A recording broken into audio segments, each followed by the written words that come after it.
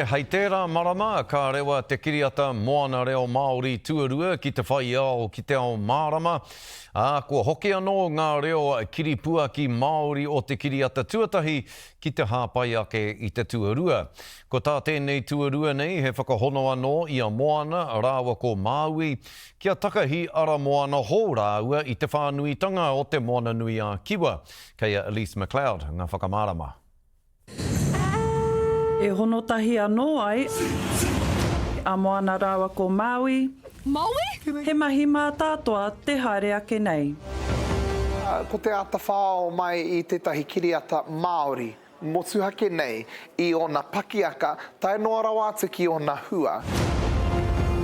Ka rongo tonu a moana rua reo Māori i te wairua o te kiriata tuatahi o moana. Kia hono anō ngā iwi te moana. Ko moana rua reo Māori te kiriata Disney Tuaono, kua whakamaoritia e mate wā miria. E family reunion ke te hopu i ngā reo. I nā rā hoki, kua hoki mai ngā reo o te kiriata motuhake. He karanga tipuna tēnei. Kua hoki mai ko ngā reo o Jaden Randall no The Voice Australia.